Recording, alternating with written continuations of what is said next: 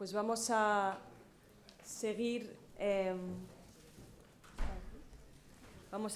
con nuestra segunda conversación. Esta primera conversación, bueno, como habéis visto, se ha centrado muy claramente en un país y en lo que se está sucediendo en Gaza, ¿no? Y como las palabras, como nos sugería Camus, mienten y matan. Y la importancia, decía Camus, de la necesidad de capar el lenguaje, ¿no? Como también lo explicábamos ayer en la exposición. Por eso, en esta nueva conversación tenemos con nosotros a tres personalidades del mundo de la cultura, tres universos también diferentes, para que nos digan lo que ellos entienden de capar el lenguaje. Tell us about stripping language.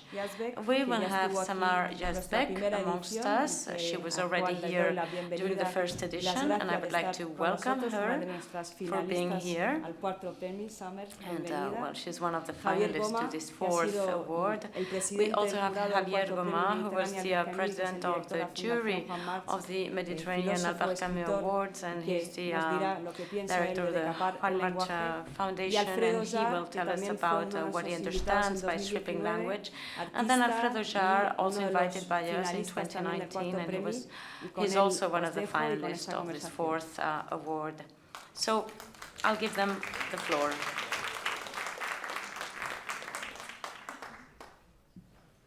Buenos días. Hello. Estoy honrado de estar aquí. It is an honor to be here. Thank you very much for having invited me.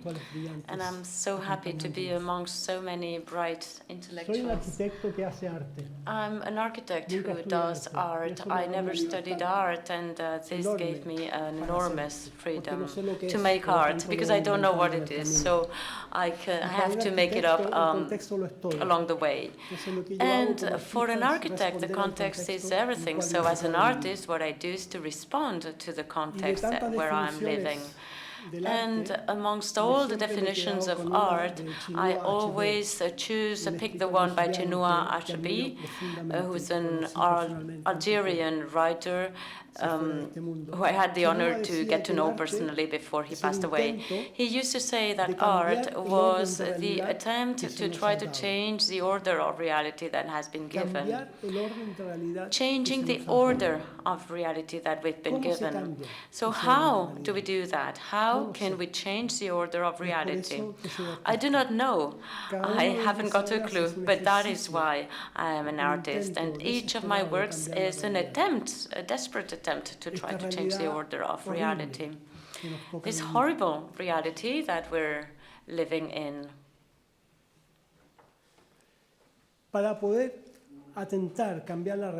In order to change reality, we need to understand the world. And my modus operandi was always the same.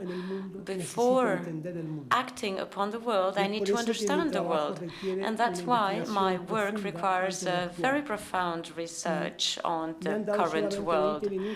I just have 20 minutes, and this is quite a challenge for me, because my conferences can last 6 hours and 33 minutes sharp, but I'll try to do, well, I'll do my best, and I'll try to speed up. Lights, please. All the lights, please, that you can give. Yeah, let's dim the lights. Thank you very much.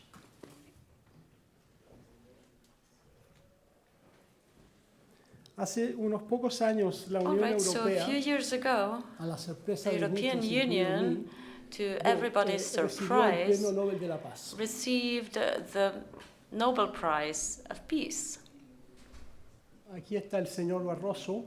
Here we can see Mr. Barroso, who's getting this Nobel Prize in the name of the European Community. Nosotros, los activistas y artistas, estábamos indignados porque, como sabemos, us activists and activists, we were actually amazed, and because we know that the European Union has become this fortress that rejects migrant people. Mr. Barroso, after getting the prize, well, he went back to work in order to reject more migrants. And this is all we had to get to know about Mr. Barroso. And the images that we got from Europe were absolutely frightening.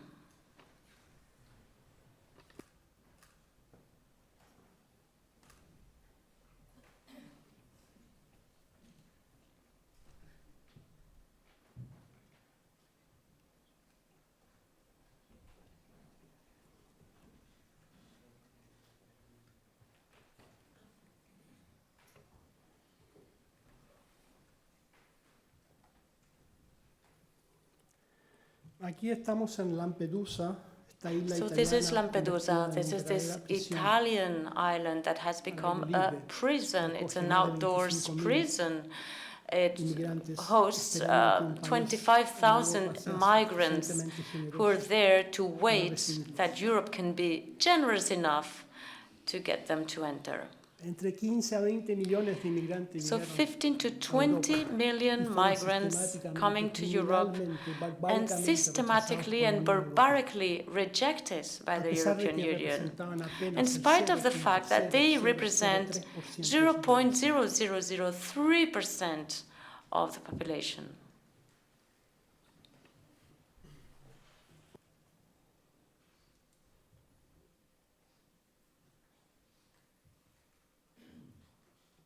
El Papa dijo, and the Pope said that the Mediterranean Sea had become the largest cemetery in Europe.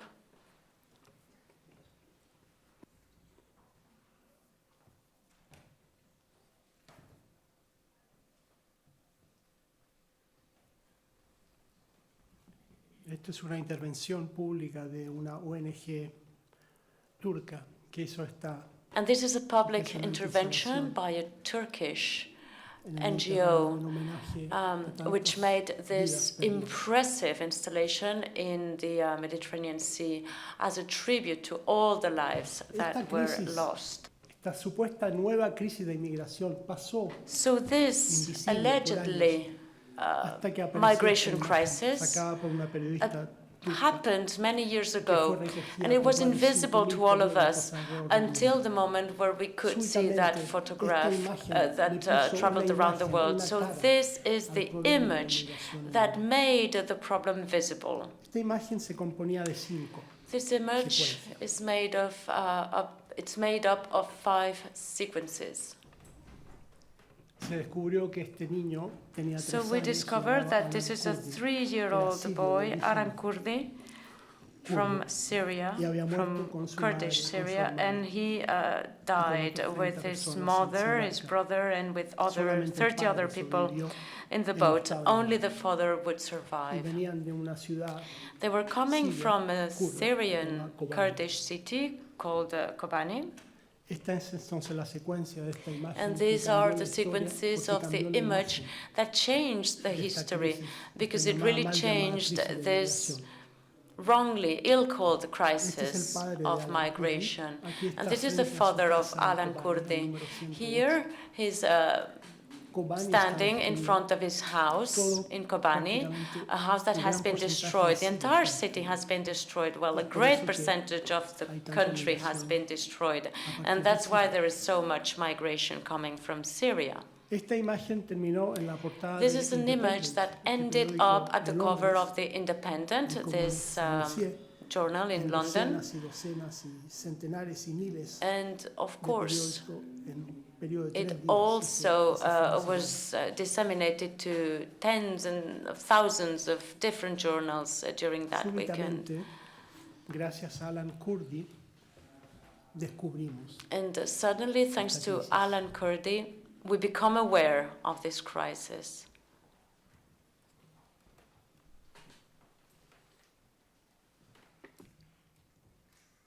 Le Monde did something that they had never done before. The Monde published this image in color, and they wrote this editorial in the first page.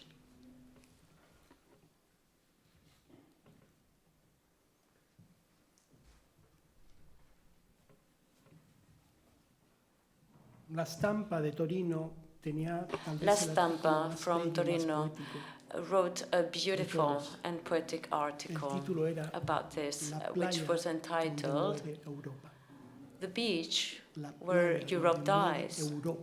The beach where Europe dies. And this was an article written by Mario Calabrese, who was the director-in-chief of the Stampa. Esta imagen también llegó a las redes sociales. And this image also reached social media. And there were, all these images just being sent to all of our phones. This is the power of an image, the power of a picture, which can change reality.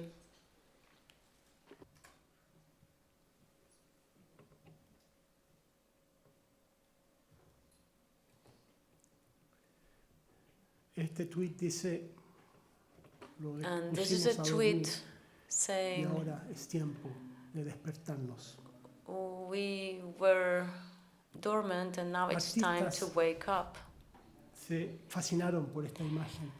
Many artists became fascinated by this image, and there were manifestations around the world that this artist from New Delhi created this sand sculpture in the beach, saying shame, shame, shame. Un grupo hizo una performance, un acto de arte en la and another group made a performance in a Moroccan beach. En Gaza, Palestina ocupada, in Gaza, in the occupied Palestine, fue a rendirle un homenaje. A school with young children paid tribute to Alan Kurdi. Uno se pregunta cuántos de estos niños and one wonders están vivos hoy. How many of these children are alive today. Esto es un mural en and Frankfurt. This is a mural in Frankfurt. Otro mural en Sao Paulo. And another one in Sao Paulo. Esto es una escultura en Helsinki. This is a sculpture in Helsinki. Y esto es Ai Weiwei, el artista chino que and this is decidió Ai Weiwei. reproducir This is a Chinese artist who who decided to reproduce this moment Alan Kurdi en esa where playa. Alan Kurdi was caught by the camera Le preguntaban, at the beach, Señor and Weiwei, actually han muerto Weiwei más was de quite 75 criticized, personas en and esta misma playa they después said, que well, muriera over 75 more ¿Y quién people hizo have todo lost esto their con lives su at the cuerpo? same beach after Alan Kurdi, so why placing your body Estaba there? trabajando con varias I ONGs was tratando de working at that time juntar with fondos several NGOs trying to recibir a los collect pocos funds inmigrantes que eran to aceptados por la Unión Europea. to welcome fascinado the con esta few imagen, migrants esta playa. who were finally accepted in La Europe. modificamos And I y was recreamos la fascinated by playa, this beach, pero and we eliminamos modified el that cuerpo beach, de we Alan Kurdi. recreated that beach, but we eliminated con the esta body imagen of Alan Kurdi. una obra que se And with llamaba this image, I Mediterranis. made a piece of work which Y es un was cubo azul called The Present, que imprimimos the 15.000 present or the copias. gift. This is a Salimos a la blue calle, cube, and en we este caso, printed Basilea, 1,000 copies, Suiza. and we were Una de las ciudades in más the ricas de streets Europa. of Basel in Switzerland, one of the most one of the wealthiest cities in Simplemente nos Europe, acercábamos and we distributed that blue cube with the help of volunteers. And we said, well, we would approach people and we used to say, we want to give you a gift. And the cube has an inscription saying, open here. And when you open the cube, it says, watch out. This gift can change you. And it really explains the history of this image, the image of Alan Kurdi. And the box, the cube says, disassemble the box and assemble it again so that you can put it inside out, and that's the way it looks when you do that.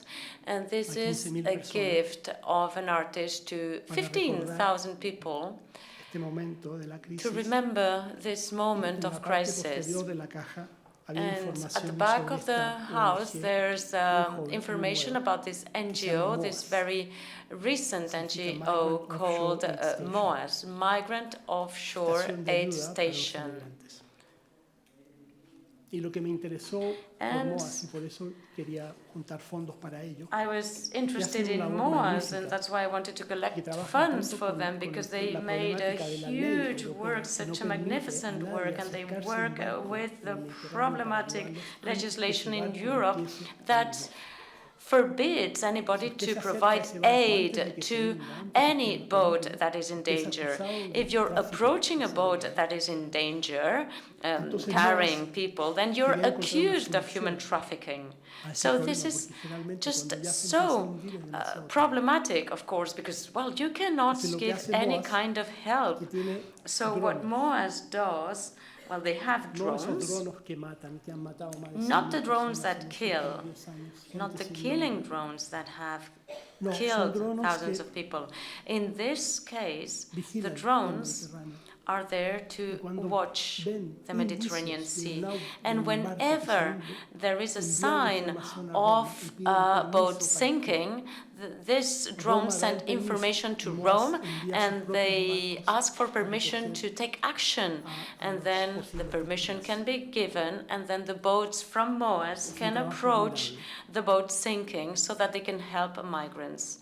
So this is an admirable kind of task. Los voluntarios se dedicaban a explicar el proyecto y no pedían dinero a cambio inmediato. The volunteers would explain the problem, and they would not ask for any money. People could take this gift with nothing for exchange, with the idea maybe that there could be some kind of donation made to MOAS, a little bit of money sent by email. We could gather over 1 million euro, but beyond that, I was interested in this conversation with the public, talking about migrants, about this, the situation of migrants. And then we made the same project in the Adriatic Sea, where we can also find corpses of people at the beach every day.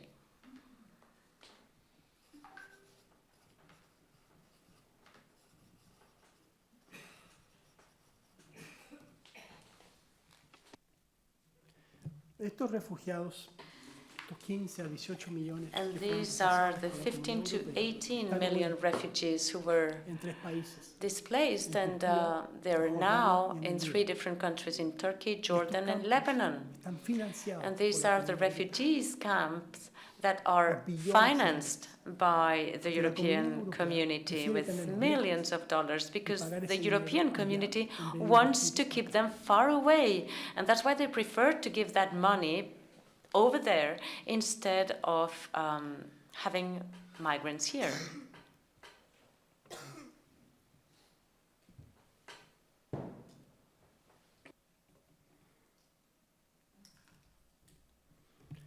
La invasión rusa, aparte de la tragedia, the Russian invasion, besides the tragedy and besides all these deaths, also created a huge exodus in Europe. It is estimated that 15 to 20 million Ukrainians have sought refuge in Europe.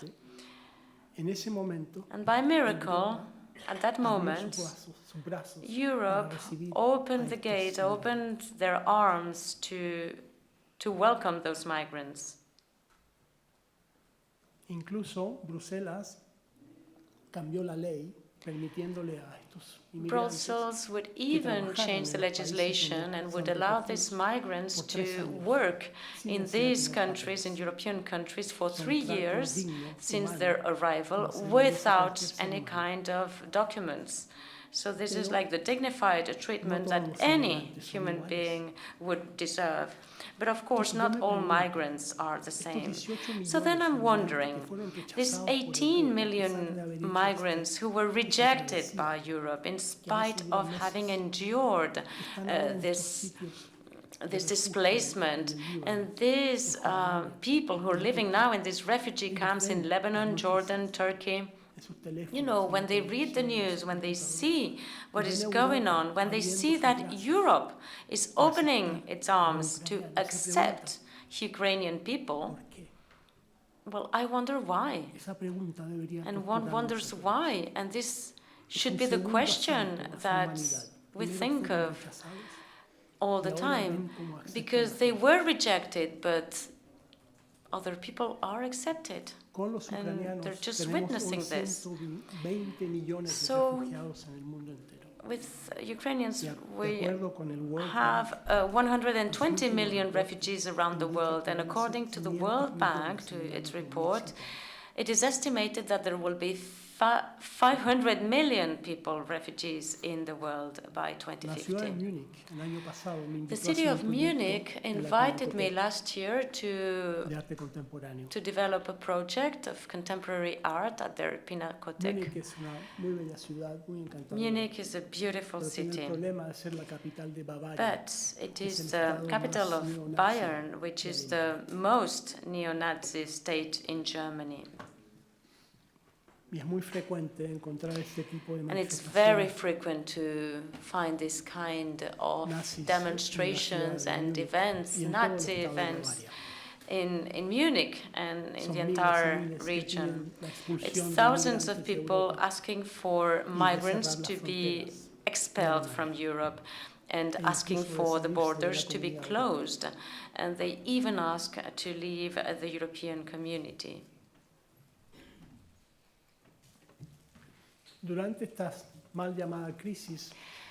During this wrongly called crisis, Germany was the exception thanks to Angela Merkel. And at some point, Merkel wouldn't stand the pressure. She came from Eastern European. She had a kind of sensitivity regarding the topic, and actually she pronounced that extraordinary discourse, saying that it cannot be us, German people. And she decided to open the door of Germany, and 1 million people came. And for this tiny moment, Germany was the place where any migrant in Europe would like to go. But then this kind of protest would take place in Germany. So it seems, quite sadly, that this German model was not followed by any other European country. This is the Pinakothek. And I decided to work at this public space where there's no need to pay for a ticket to enter the museum. And that's how I responded to this migration crisis and to Merkel's gesture with this project that you can see here. We painted the columns, the lower part of the columns, with the German colors, the colors, of the German flag, yellow, red, and black. And at the very center, we had that sculpture representing 1 million German passports. Migration authorities asked me to protect that with high security video. And this is, high security glass. And this is what we did. This is this installation, 7 by 7 meters, and it's 80 centimeters high.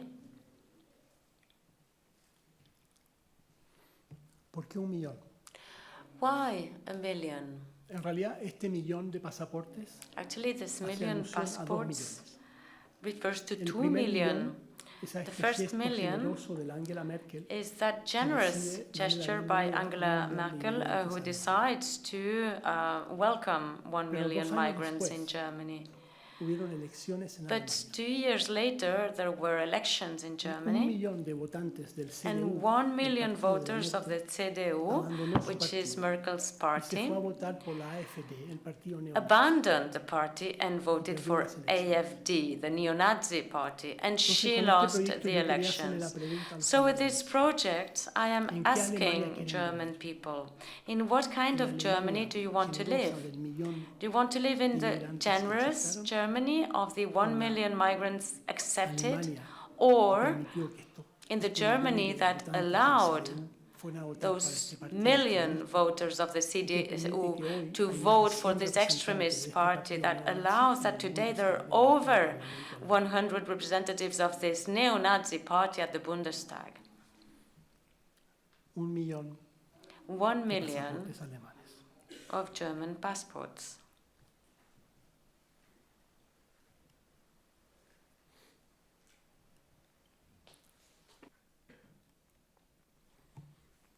Y Europa sigue construyendo barreras. And Europe keeps building barriers, and those who get close to our beaches, well, they keep dying.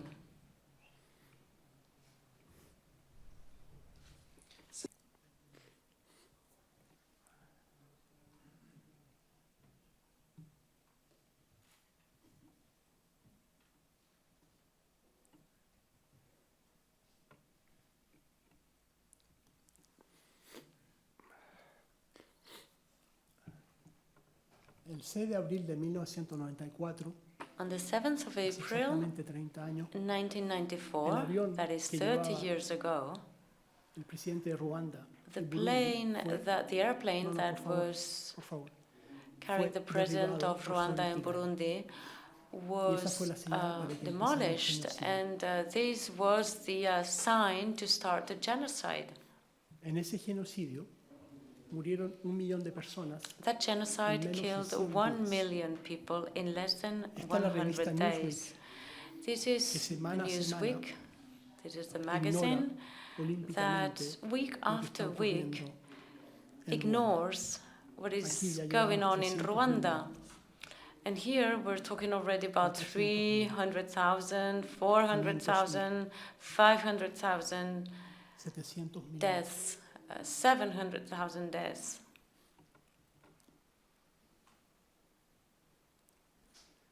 Estas son las portadas reales de Newsweek so these are the covers of the Newsweek magazine. Since the 6th of April, where the genocide started, until the end of July, where it ended. 17 semanas después, el 1 de So agosto, 17 weeks later, on the 1st of August, Newsweek le dedica una portada the Newsweek magazine dedicates a cover to what is going on in Rwanda. Yo estuve en Ruanda en julio del I was in 94. Rwanda in July Quería 1994. ser testigo del genocidio. I wanted to witness that genocide, and I developed a series of projects in 6 years. I'm talking about 25 projects, and I'm going to show you 3. El primero era un cementerio The first one was this al graveyard pueblo de Ruanda. as a tribute to the people of Rwanda. Es un memorial. This is a memorial. Cada uno de estos volúmenes contienen cajas Each de of these archivo volumes donde hay imágenes contains que yo boxes saqué of archives de Ruanda. with images of what was going on in Rwanda, but Las cajas no se pueden abrir. the boxes are closed and they cannot be opened, so nobody can see the images inside, but it's important to know that they contain images. There are only some descriptions in the boxes telling what is inside. So I was following a kind of reverse logic. I was thinking, when we showed the images, nobody reacted. It's just as if nobody had seen them. So now that I'm hiding the images, maybe people will see better. So that was the logic behind the project. Entonces, en estas cajas, en este So, memorial, habían más de in these 500 boxes, imágenes del in genocidio. this memorial, there were over 500 images of the genocide. That genocide that we were witnessing, but we didn't want to see it because we didn't want to Las act. quería preservar. So I wanted, by hiding those stories, I wanted to preserve them so that maybe in the future, at some point, society will be able to watch these images and react and show that we're humans. El segundo proyecto The consistió en second una pared project lumínica con un was texto que cuenta la this historia de un light momento de mi wall viaje en Ruanda. telling my story, the moment of the trip that I did to Rwanda. I got to know this woman. She was living at church, and there were 100 witnesses of a massacre of 500 people killed with sticks, and actually this woman could escape with her children. So I tell about the story of this woman, Nteke, and the children, and I have in a box, in a light box, 1 million slides. Y alrededor de la mesa se encuentran lupas, invitando al espectador a mirar de cerca. In the table where the box is placed, there are some lenses so that the viewers can see the images. And it's actually when your eye is 1 centimeter close to the slide, you can see that it is always the same image, repeated 1 million times. It's the eyes of that woman who was witnessing the genocide that we refused to see. So here, the idea is to transform this abstract figure of 1 million people into a real story with a name, and I wanted her to represent that.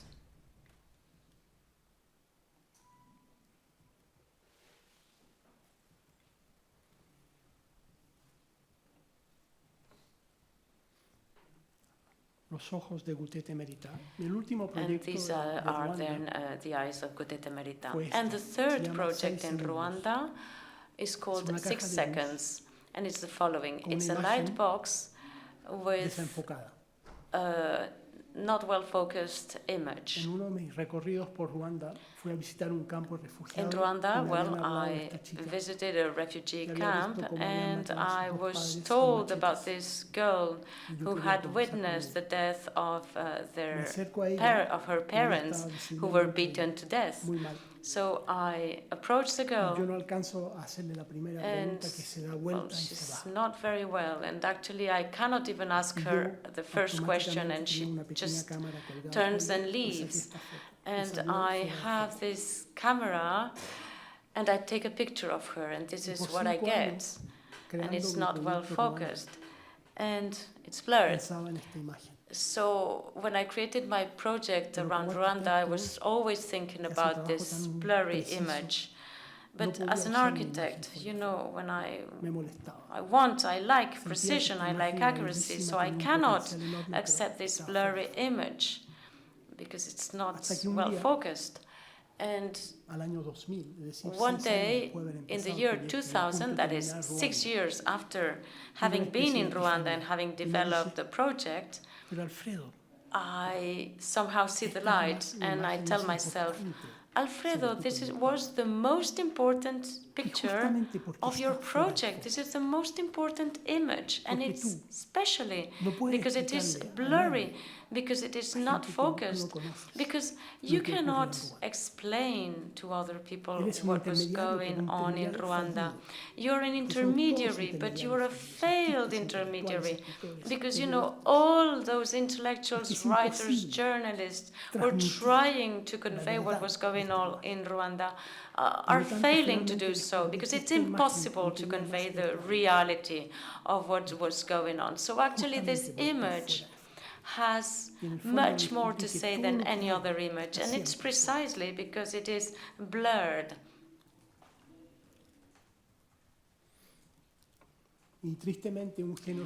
And quite sadly, one genocide leads to another. In the United States, right now, there's this small light that has emerged with young generations of students, and they're occupying the universities. And this is very strong. And they're not only Palestinian, they're also Israelis and Muslims and Jewish.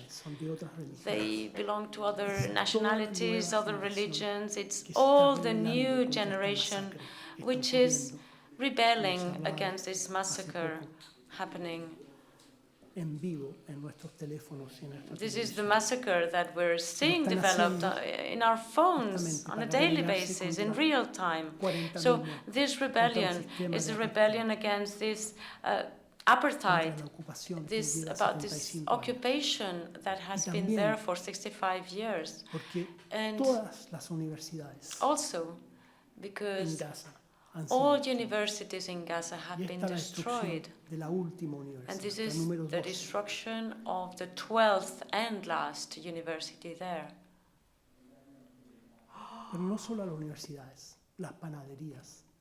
But it's not only universities, it's also bakeries, it's also hospitals and schools. Everything has been destroyed. As one of the panelists was saying, this is not self-defense.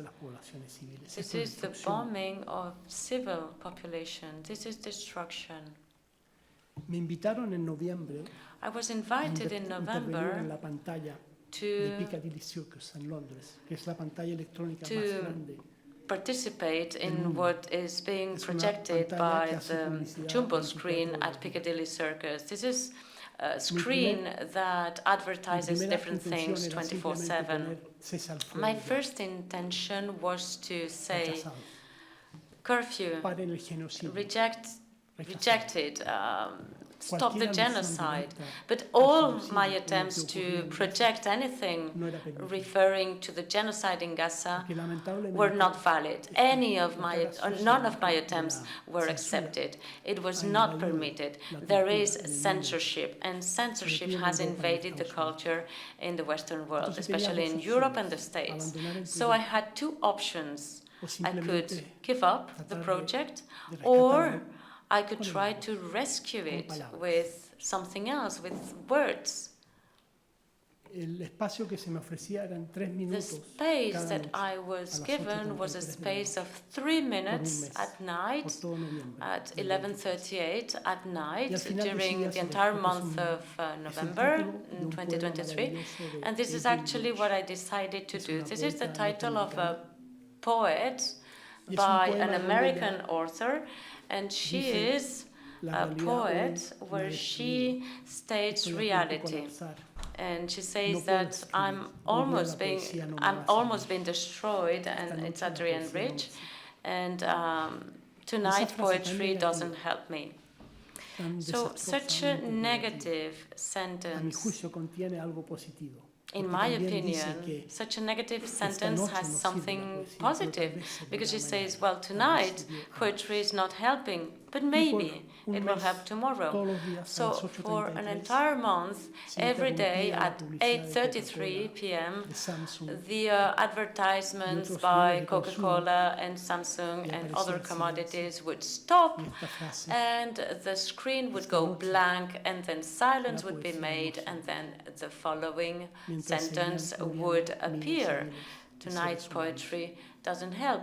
So, and this, of course, while thousands of people in Gaza were losing their lives. But I needed help due to censorship. And I'm not a writer, and I'm not a poet, and I feel incapable to talk. So that's why I decided to invite poets around the world to respond to this idea that tonight no poetry will serve. So for an entire month, every night there would be a new poem projected, and it would be actually shown in Instagram, in the account of the project. So besides Piccadilly Circus, yes, work would be shown in parallel in Milano and also Berlin and in Seoul, in South Korea. And here there's the web page where all poets participated. I'm going to share with you some of the poets, and I'll finish there.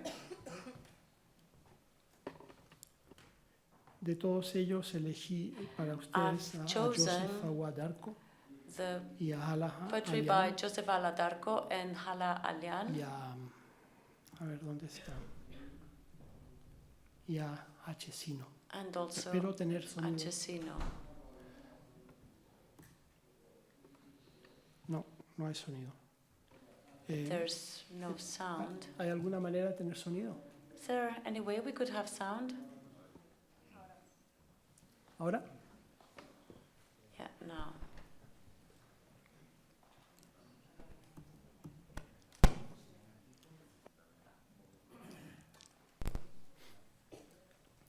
Yo conocí la censura en los años 70 y 80 en Chile. I experienced censorship in Chile during the 70s and the 80s, during the military dictatorship, and there were two schools of thinking in the artist movements. One school which would say that we didn't have to act because any kind of public action would be like normalizing dictatorship.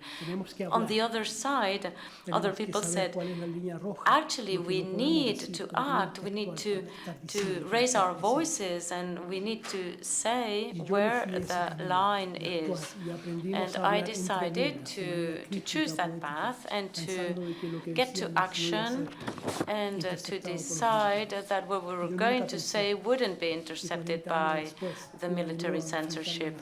So actually, I never ever thought that 40 years later I would again face censorship. So well, maybe I'll stop here, or shall I continue with the poems?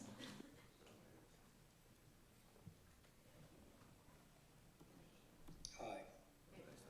My name is Halalian. This poem is No, es que el poema, el sonido sale de aquí, no sale de. The issue is that we can't hear the sound right now. Si quiere, a lo mejor pongo los parlantes aquí.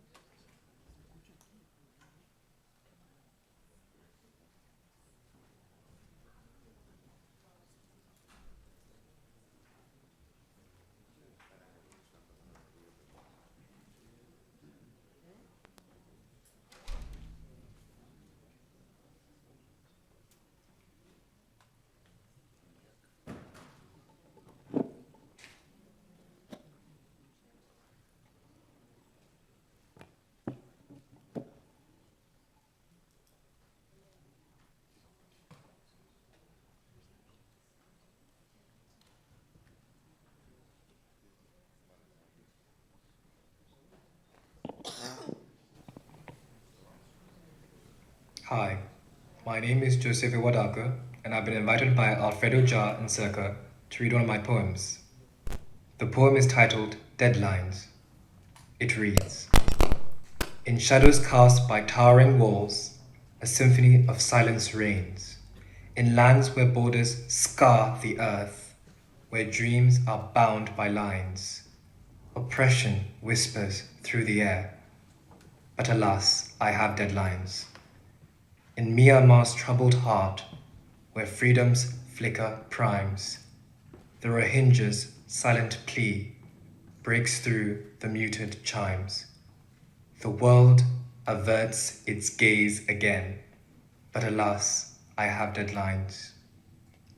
Within Congo's verdant heart, where resources redefine, a tale of exploitation, a narrative maligns. Amidst the lush complexity, where humanity declines, a call for healing lingers, but alas, I have deadlines. In Gaza's hallowed streets, where conflict undermines the dreams of children caught in strife, where innocence resides. In the shadow of a barricade, where a generation pines. Their pleas for freedom pierce the air, but alas, I have deadlines. Deadlines, dead lines, dead lines, dead lines. Let our words serve as architects, constructing bridges of empathy.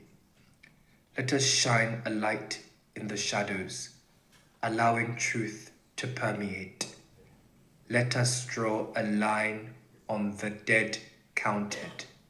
Cease, cease, cease. Thank you.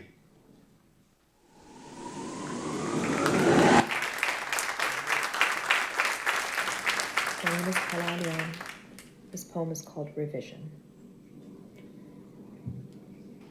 I don't mean to hate the sparrows.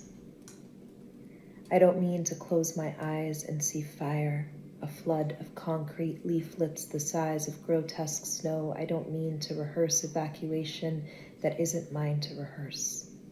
From the grocery store to the house, from the house to the river, from the river to the airport, here are the rules. There is a road, and it's gone now. There is a sea, and you can't drink its water. How far can you carry a toddler, a middle-aged dog? How far can you go in 65 seconds, 32 seconds, 11 seconds, 2? If you have a favorite flower, now's the time to redact it. If you have a mother, now's the time to move her to the basement. If you don't have a basement, I don't mean to profit from this poem, but I do. I don't mean to say I, but I do. Here are the rules. The rules are redacted. Redacted is redacted. Redacted is a red herring. Redacted is a billboard with 11,000 names. Here are the rules. I had a grandmother once. She had a memory once. It spoiled like milk. On the phone, she'd ask me about my son, if he was fussy, if he was eating solids yet. She'd ask if he was living up to his name. I said yes. I always said yes. I asked for his name and it was redacted. I dreamt of her saying, redacted, redacted, redacted. How deep in the earth can you burrow with your 4 hearts? Here are the rules. There is no bomb shelter. There is no ship. You can leave. Why aren't you leaving? You can resist. Why aren't you resisting? On the phone, my grandmother would call me her heart, her soul, her 2 God-given eyes. She'd ask if I wanted to visit Palestine again. I never brought her back any soil, but there was a story she liked, so I tell it again. About the man I met at the bus station, a stranger until he spoke Arabic, calling me sister and daughter and sister, and I told her how he skipped work and drove me past the gardens to the highest point, and we waved to Beirut. I waved to her, and later she said she was waving back. Never mind her balcony faced the wrong direction. Never mind the sea a terrible blue. Never mind there never was a sun. Here are the rules. If you say Gaza, you must say redacted. If you say redacted, you must say redacted. Here are the rules. If there is a microphone, do not sing into it. If there is a camera, do not look it in the eye. Here are the rules. You can't redact a name once it's been spoken. If you say redacted, you must say redacted. If you say Gaza, you must say Gaza. If you look, you must look until there is no looking left to do. Here are the rules. Here's my mother given name. Here's my small life. It is no more than any other. Here's my grandmother dead for 5 years. She's speaking again. She calls when I'm not expecting. Kif ibnik, she says. Where is he now? Let me say hello. What could I say back? He's good, I tell her. I pretend to call a child from the other room. I pretend to hear the sea from over here. I wave back. Here are the rules. We bear what we bear until we can't anymore. We invent what we can't stand losing. The sun sets on Gaza. The sun rises on Gaza, on your redaction, on your headlines, on your blue pencils, on your 2 God-given eyes. He's good, I tell her. He's good. He's crawling. Mashallah, mashallah. Together, we praise the sea and the sun. Together, we praise how much he's grown.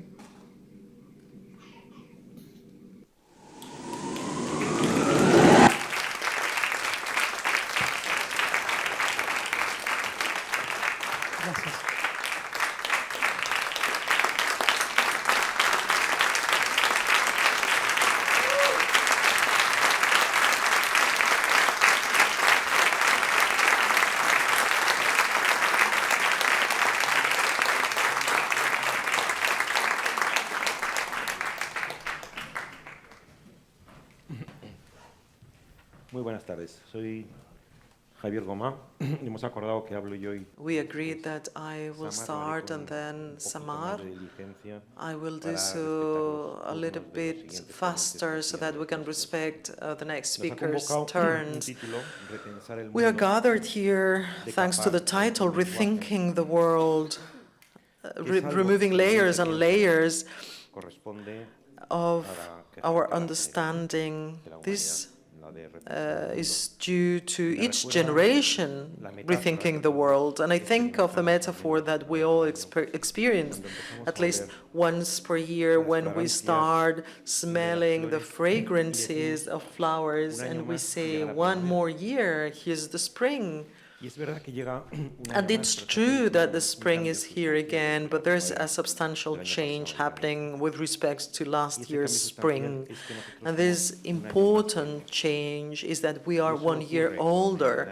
And this happens with the need and the mandate of rethinking the world, because in part it's always the same, where both men and women live and grow older.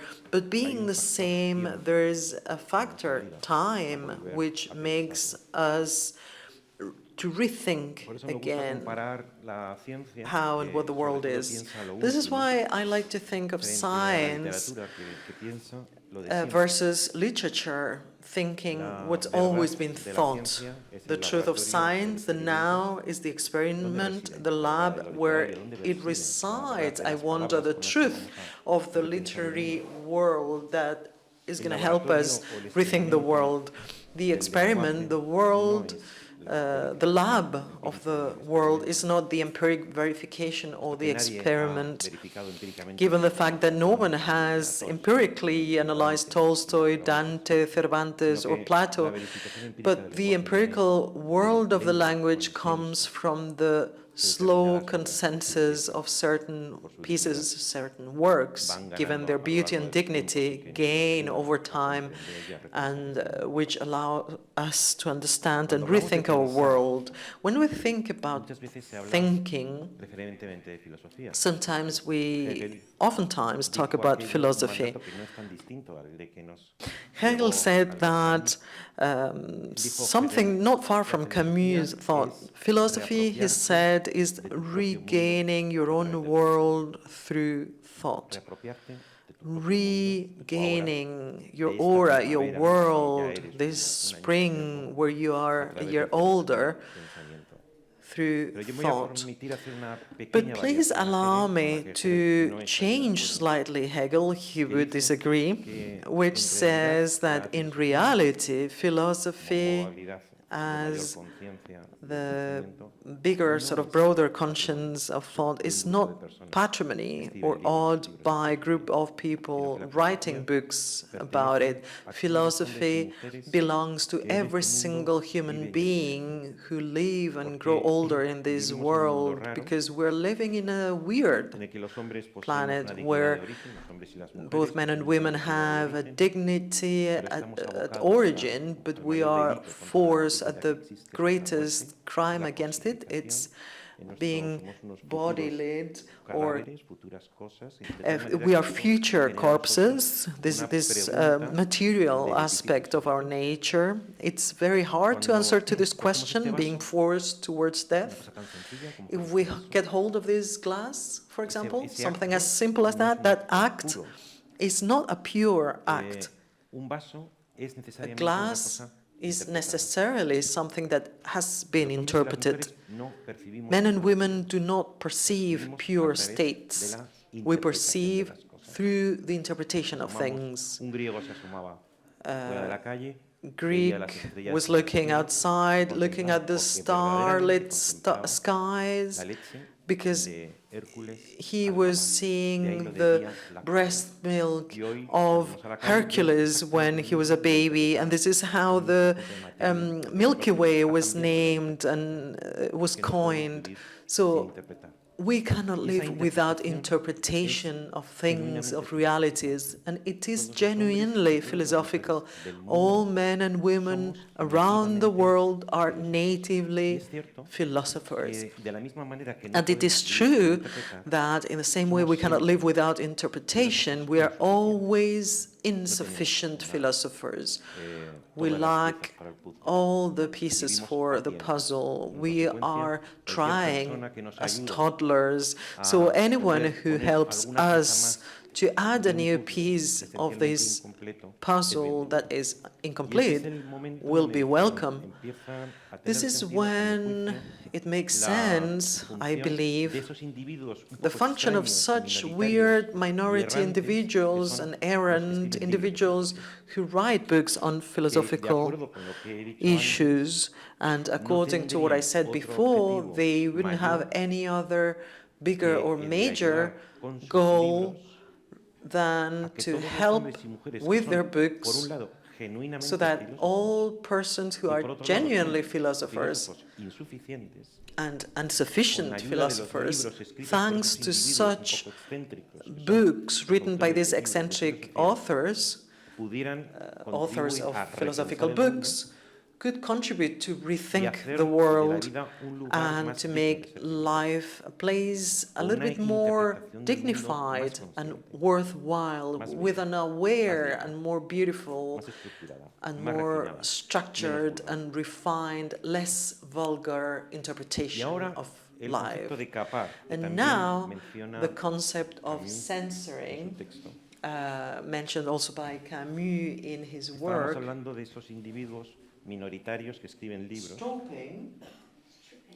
stripping, and rather than censoring women, an individual writing books or essays, poetry, theater, journalism, novels, whatever.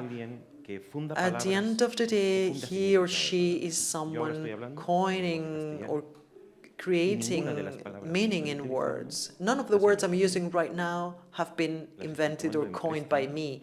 I am taking them, someone is letting them, this community that throughout the years and millions of years have used arbitrary words, or if they have not made them up, they have given these words meaning.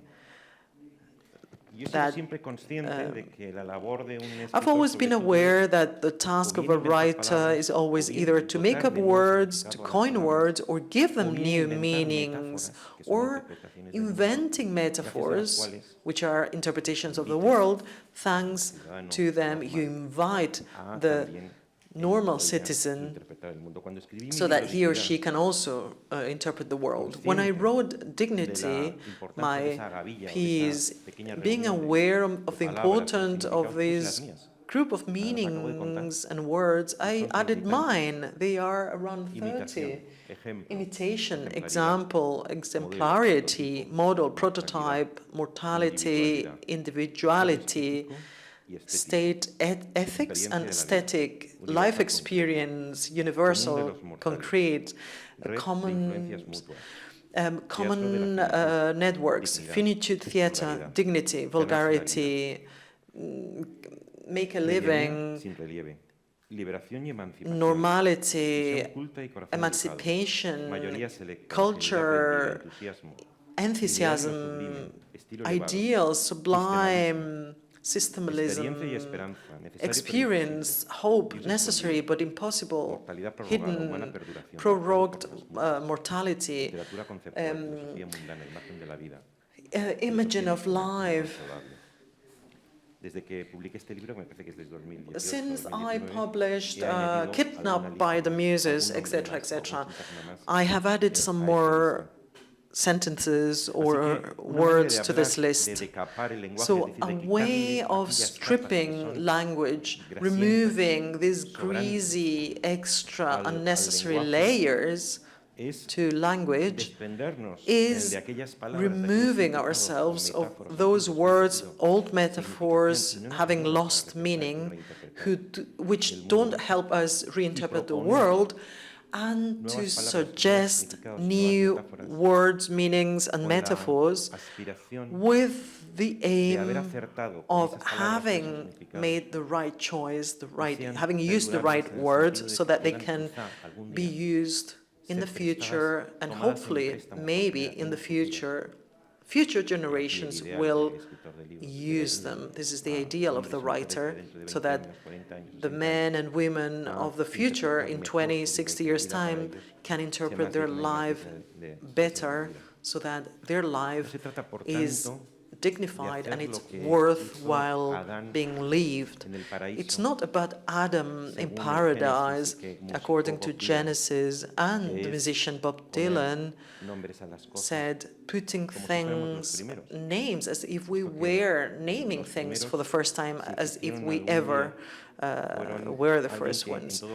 If this ever happened, this person added the first rough elements of a language being a conventional creation and a collective produce. This is why I love Juan Ramón Jiménez verse, our Spanish Nobel Prize laureate, which said, intelligence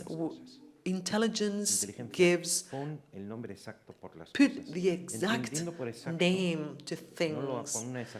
We understand exact, not as a logical one, but an exactitude or adequation that goes right into your heart. It's what your heart needs to interpret your world, and that allows you to live according to your values, right?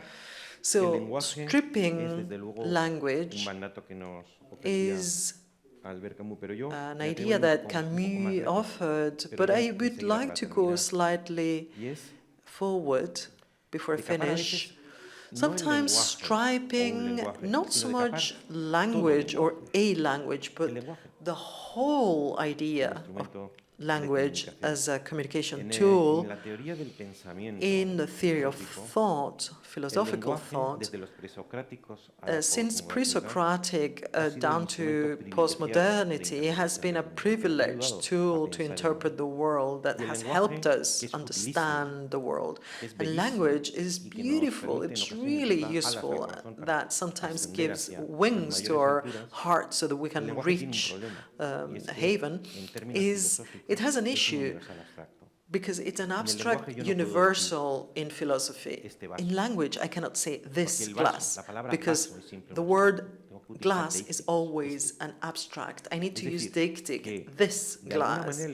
So somehow language says everything except the very basics, because that individual, that abstract concept cannot be made an abstract word. So again, language being this privileged instrument since Parmenides, since Derrida or Foucault, has, however, the issue of not thinking the most exclusive human aspect of dignity. So in the 20th century, these alternative currents finding ways of thinking, non-linguistic or non-philosophical ways of thinking, some voices have centered in their meditation silence, or some others focus on prayers, and some other people put in center of their thoughts life experience that even though it has a linguistic element, it's not 100% linguistic per se. I'll mention two. I will talk about art. Art has a linguistic component, for example, literary forms, but there's another element, even in the literature world, which makes out of philosophy, literature, or poetry, that resist to being jailed in the jail of concept. Concept is not the place for the artistic, because material can make you think. So this is why it has to do with this specific or concrete universal. Alfredo, sin ser exactamente una exposición conceptual, puede producir una educación sentimental que nos ayuda a interpretar. It can help us interpret in a much more efficient manner how the world is. And please allow me to add one more thing about what Alfredo said, not to correct him, of course, just to add a new perspective. All images that he showed us on screen respond to one of the typical characteristics of a moral progress. Peoples progress through disgust. Disgust is one of the major engines to make moral progress, to generate it, to trigger. I can not talk on behalf of other peoples from different continents, but in Europe, since the prehistory to the Europe of the 20th century, we had never ever felt such disgust with regards to the vulnerability of fundamental rights to the migrant people. This is a moral progress. I'm not talking about the disgust being generated in Africa. In Europe, this has happened because never, ever the migrant had been recognized as owner of dignity, irrespectively of his or her language, confession, origin, ethnicity, etc. So I do invite you, again, I cannot speak on behalf of other cultures, since Plato, Socrates, Rome, Middle Ages, Renaissance, Enlightenment, modernity, postmodernity, etc. Texts were never, ever had felt this collective disgust as we feel now when the dignity of a migrant person is being denied. So for the very first time in history, it has been recognized whether he or she has crossed the border, irrespectively of his or her ethnicity, because our cosmopolitanism says that there's only one race, the human race, and only one principle, dignity. But 100 years ago, for centuries, women were raped. But this rape act was transparent because it was interwoven, it was intrinsic to this male chauvinistic culture. It was the servant, the concubine, the slave. But what happened in the female body, it was denied. But then, after the 19th century, rather than philosophy, thanks to some novels and afterwards thanks to theater and fiction, society in Europe, I insist, I am only talking about Europe, started to feel disgust to something that before was obscure, transparent, silent, invisible, and it produced this social transformation. So this disgust that Alfredo showed us, it's genuine. It's a disgust that is a creator, because never ever before in Europe we had felt this way. And this is with regards to art. There's art that makes us think without being conceptual art. And this art that triggers thinking could be an alternative element of the dominant concept of language. And then exemplarity, I've written some books, some of them are over there for you to read. What is what is the example? What is whatever that is susceptible of being repeated? For example, I see an example of honesty, witness of being the migrant dignity being raped, being destroyed. It generates a desire of universality. And please let me finish, the philosophy of concept, or rethinking with a non-conceptual way of thinking. I make my salary, my living, thanks to writing concepts, but maybe rethinking the world, listening to Camus' suggestions, is embracing these ways of rethinking so that together we can name everything correctly. Thank you.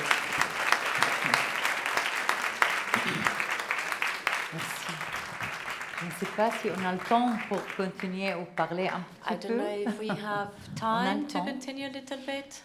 I really wonder whether we have time. Honorée d'être ici pour la deuxième fois. Well, we're so happy to be here for the second time. And I have decided to speak Arabic. Even though it was not foreseen, but thank you very much for your generosity. And well, I thought that I would speak Arabic because I think that building a stereotypical image through language is something possible, but it's something that allows also to deconstruct through language as well. And therefore, I would really like to share with you some ideas. But I'll decide to speak Arabic because I think it's a magnificent language, and I will share this with Malak, two Arab women in front of you. And I wanted to tell you why my language was deferred for 4 years during war, but also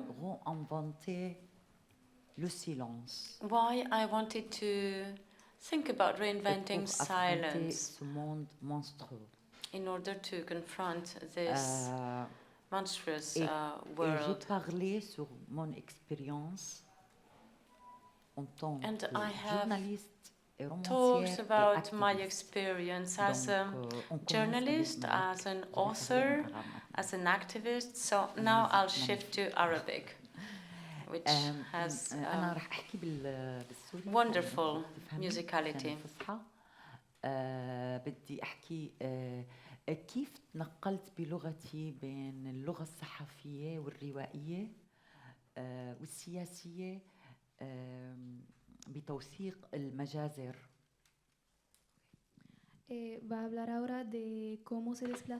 And now she's going to tell us about how she was displaced, about her political and narrative language, and all of this through the genocides that she suffered.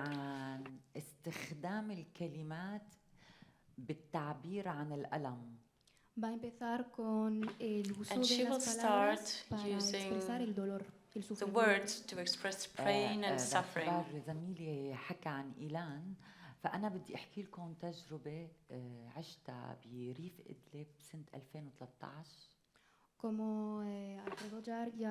As Alfredo Jaar was saying, we're talking here about the suffering and the death of that boy, which appeared on the screen. And she will tell us about an experience where she used to live. المصائب أو الفظاعة بتطور إنسانيتنا. Y también el otro compañero ha hablado del papel The other colleague told us about the role of suffering and the horror, the genocides that happen during the development of the person.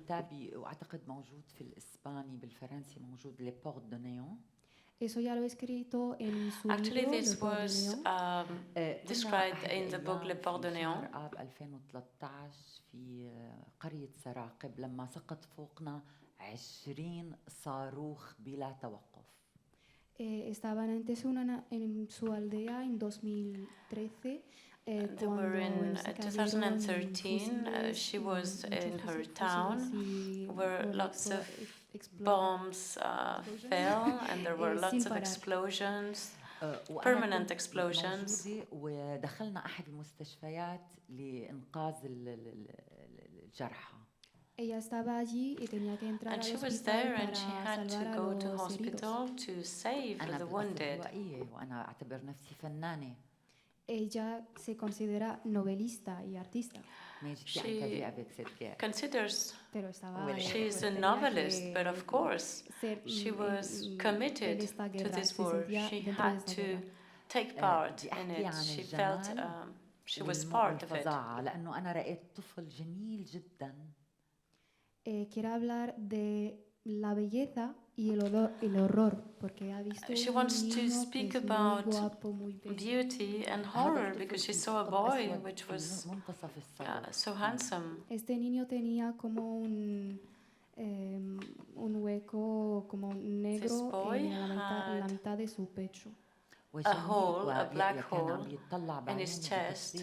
أنا اعتقدت إنه يضحك وهو جميل جدا ولا في أي خدش. Le estaba mirando de una manera muy bonita que pensaba que estaba looking at him in a beautiful way, and he would look at her and it seemed that he was smiling. Estaba mirando y ella pensó que le iba a salvar. He was looking and she thought she would save him, but actually the boy was dying in front of her.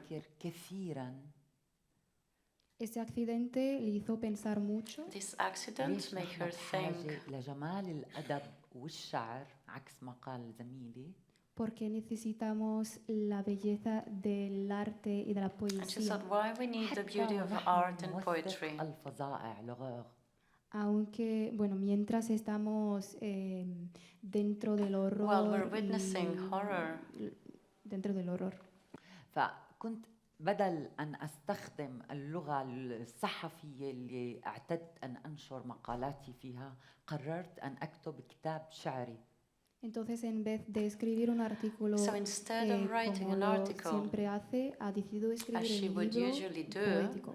She decided to write a poetic book. Estaba escribiendo lo que estaba pasando, o sea, and she was writing what was going on. She was writing about reality, but she used her own reality as a poet. Es un medio como método de cambiar las palabras. This is a kind of method. It's about changing the words. تشكيل سرد مختلف. Es otra manera de dar otra narración diferente. To give a different narrative. Porque vivir con el horror يتطلب الخيال والجمال. pide living with horror طبعا هذا كان عكس كتاب آخر بعنوان 19 امرأة. So this was exactly the opposite to another book she wrote called 19 Women. تجربة السوريات بالحرب والثورة السورية. En este libro intentó escribir todo lo que vivieron las mujeres sirias durante la guerra. About what was endured by Syrian women during the war. المجازر من اغتصابات جماعية. Mujeres que pudieron salir de actos de violencia, de genocidios. Survive to acts of violence and genocide. تصدر من ناجية قادرة على التعبير. Porque el lenguaje o las palabras pudieron salir de una mujer were pronounced by women who could overcome that وخاصة horror. التجارب النساء هن من نساء activists يعني مقاومات.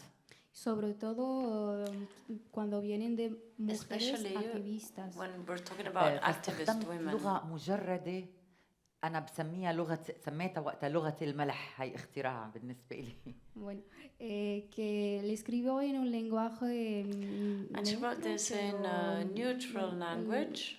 Ha utilizado su propia palabra, que es she used her own word, albala in Arabic.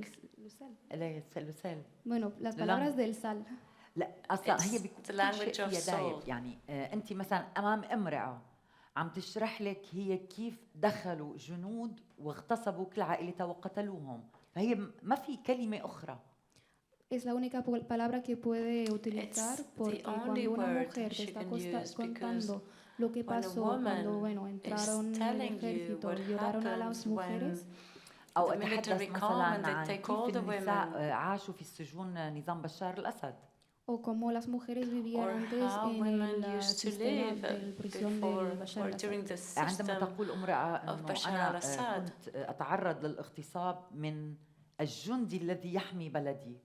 Cuando dice una mujer que yo estaba siendo violada When a woman says I was being raped de uno del ejército que estaba normalmente tenía que defender a soldier and who is supposed to defend my country and to defend me. اختراع سياقات جديدة في السرد. Por eso ella siempre dice que tiene que inventar nuevos métodos o formas en la narración. New methods and new ways to narrate this. Pero la idea del silencio But the idea of silence في اللغة الروائية وليس التوثيقية. La idea del silencio en el lenguaje narrativo. The idea of silence in the narrative language. هذا عملته في روايتي الأخيرة لدومور دوفون مقام الريح. Eso lo hizo en su última novela. It's something she talks about in her last novel. كيف ممكن في هذا العالم الصاخب عبر اللغة أن أعطي الآخر فرصة للصمت.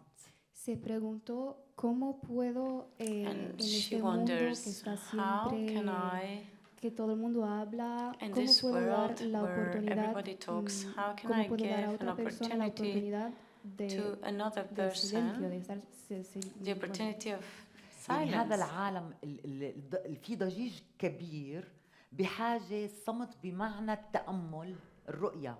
Porque este mundo donde hay mucho ruido se necesita silencio para observar. And one needs silence to observe and to look. ليس الصمت إنه الصمت بالمعنى الإيجابي. بدي أعطي مثال عن رواية الغريب تبع ألبير كامو. Quiere hablar, el silencio no es de su sentido que todo el mundo sabe, pero quiere dar un ejemplo del L'étranger d'Albert Camus. But we want to give an example of The Stranger by Albert Camus. Que ella aprendió el francés, recientemente a través de la poesía y la filosofía. Recently through poetry and philosophy. أول جملة تبع Hier ma mère est morte. Cuando ha leído la primera frase Hier ma mère est morte o ayer she read Hier ma mère est morte. الصمت اللي بيجي بعد الجملة وبيخليك بيعطي مساحة للعقل تأمل بفعل الموت. Está hablando del silencio que justo viene después. She's talking about the silence that comes right after that sentence because it gives you some time to think and to feel. لأنه نحن في عالم صور. Y todo eso es contrario a lo que está pasando ahora. And all of this is exactly the opposite to what we're witnessing nowadays because we're living in a world of pictures and images. ككتاب من أجل حتى جزء من عملنا من أجل الذاكرة. Y porque trabajamos como novelistas para and because we work as novelists for فأنا memory. بعتقد واحدة من الأشياء اللي بتميز عصرنا الحديث إنه هو عصر إمحاء كبير للذاكرة. Y piensa que ahora lo que está pasando en nuestra generación and she thinks that what is going on with our generation is just as if the memory was being erased. داخل المتلقي مع القارئ. Hay que dar la oportunidad al silencio. We need to give an opportunity to silence هو أعطى so that the reader للوقوف ضد السرعة العنيفة اللي بنعيشها بعالمنا الأوجدة الثورة الرقمية. Para que el lector encuentre tiempo para separarse de todo lo tecnológico y esta evolución. And from this evolution. لذلك أنا بعتقد أنه التجربة اللي عشتها بين توثيق الحرب والثورات وبين كتابة الرواية.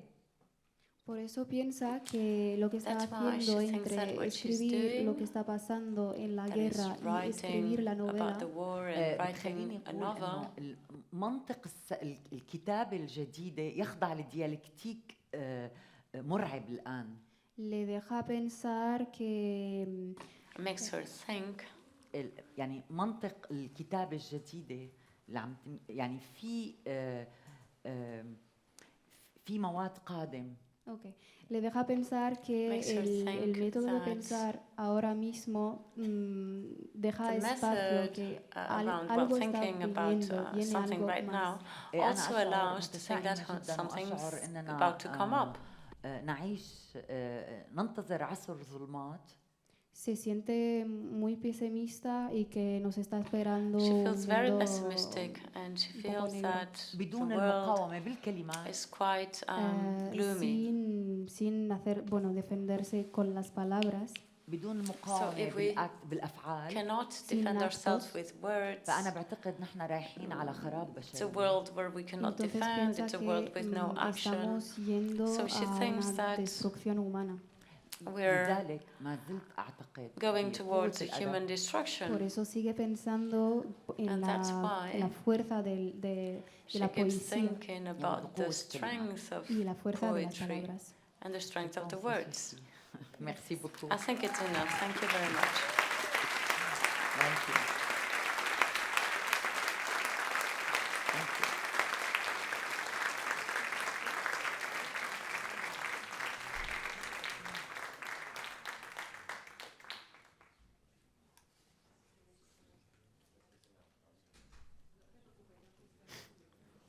Ah, c'est vrai, on a le temps. J'ai pensé c'est fini. Yeah, I think I've finished. Non. Est-ce que j'ai toujours pensé que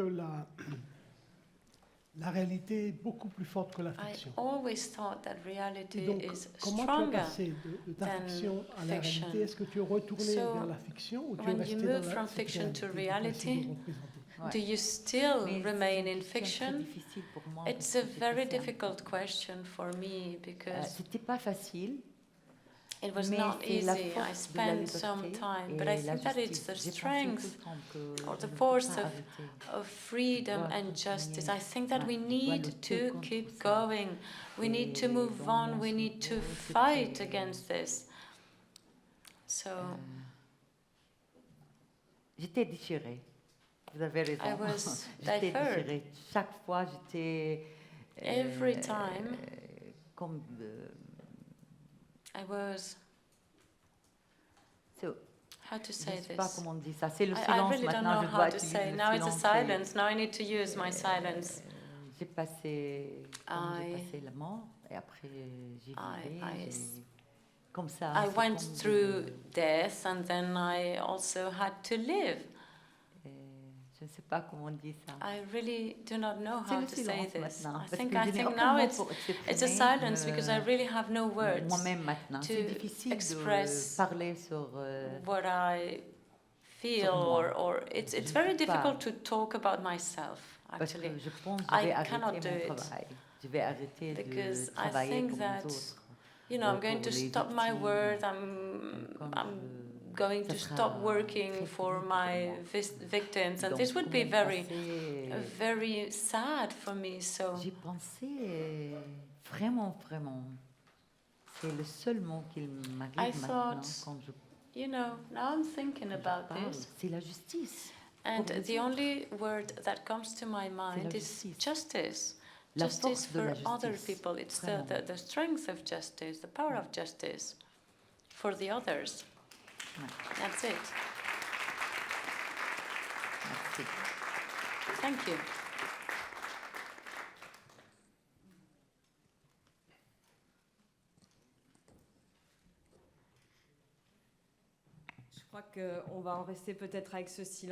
I think that we're going to leave it here with the silence and with the strength of these final words that you all gave, actually, and all the images that you described, and the way that you could really strip the language.